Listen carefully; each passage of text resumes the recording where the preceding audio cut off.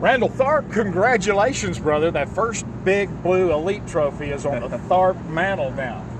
You know, it feels good. It's been 2 seasons on the elites, and this is the 3rd event to get one. And you know, I've had a couple decent opportunities, but it feels good to finally get that one out of the way. I mean, you know, there's only one left I don't have, and it's the one with the big globe on it. So right, yeah. And I believe that's where I met you guys, was at the Classic. So, yeah, that's exactly where we met. We were introduced to each other by a little weenie dog. My wife's dog got loose and peed on all your stuff the morning of the Classic, and you just smiled and went on like everything's cool. And that's when I became a big Randall Tharp fan, man. Just the way you handled that adversity, and it's the morning of the Classic, and I'm so proud of you, man. I'm just popping at the seams. I know I'm supposed to be unbiased with what I do, but I've been cheering for you out the gate on this one. Well, I appreciate it. It's you know, I didn't have real high expectations coming here, but and really until the first day of the tournament, I really had no idea, you know, really what I was on. I don't stick a lot of fish in practice. I just get a few bites and move on. And my practices this season really haven't been that good, but my tournaments have. So hopefully that trend will continue. And you know, I'm really looking forward to Wheeler this week. I've spent a lot of time on that lake. You know, I'm gonna miss a day of practice, but I don't really care now. I mean, I'm ready to go fish the tournament if it starts tomorrow. Absolutely, yeah. You're on a pretty good high right now, bass fishing high. When you rolled in here, the 2-lake system, did you have a different opinion of it then than you do now? You probably like it pretty good right now.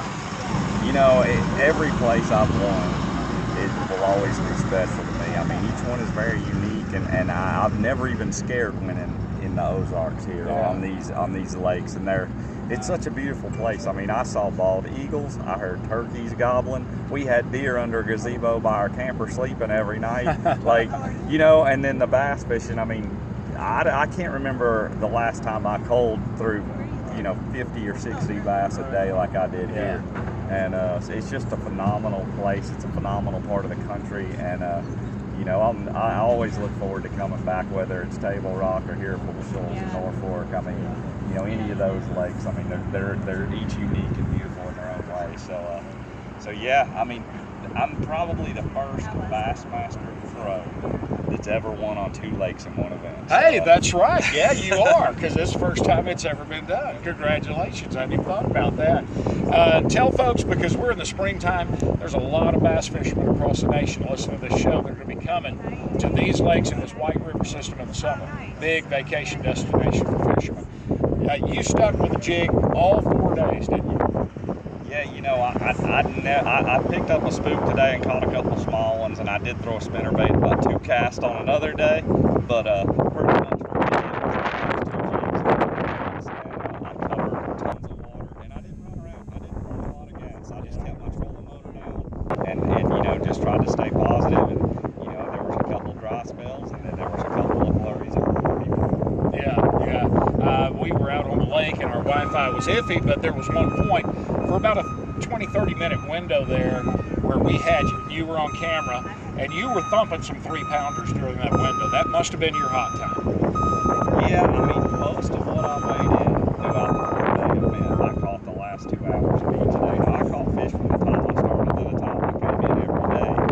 The big ones every day. And for me, it was today on the final day.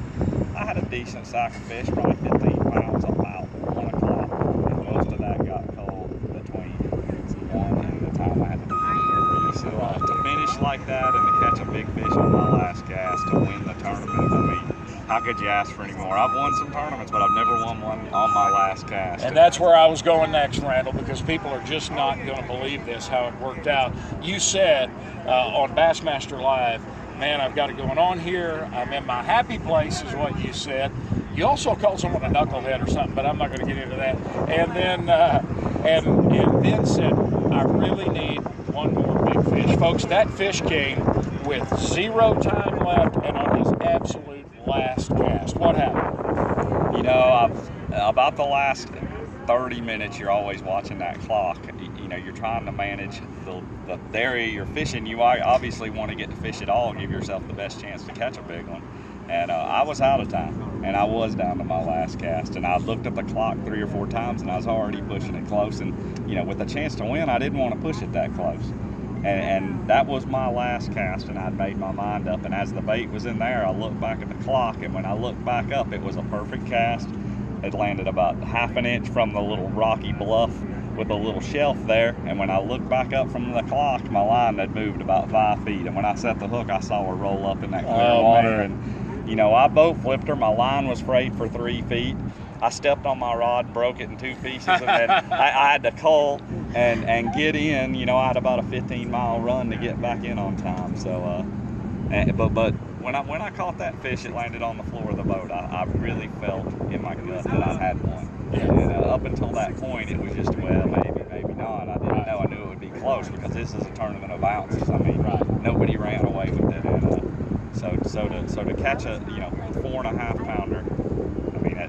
That's why we fish. That's why we love the outdoors. I mean, it's an incredible feeling to grind all day, cull all day, and get that bite at the very last second. When it counts the most, yeah.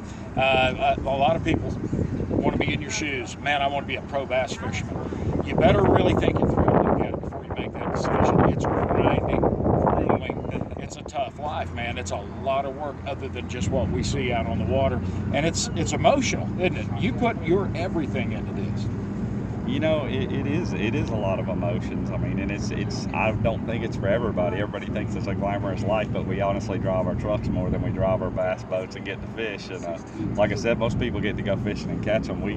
I don't like really going fishing and then shaking them off for 3 days during practice. I do like catching them. So for us, the reward is the tournament days. I mean, that's why I do this. I mean, I love it.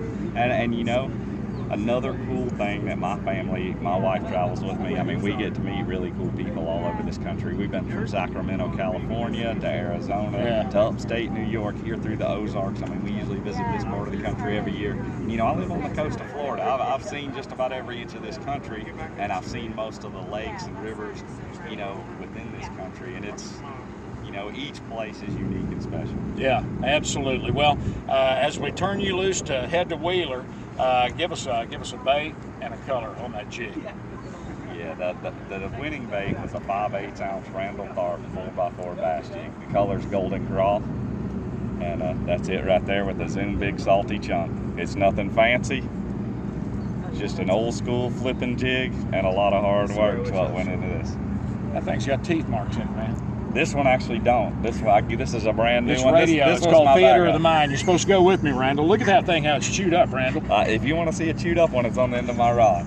That's perfect.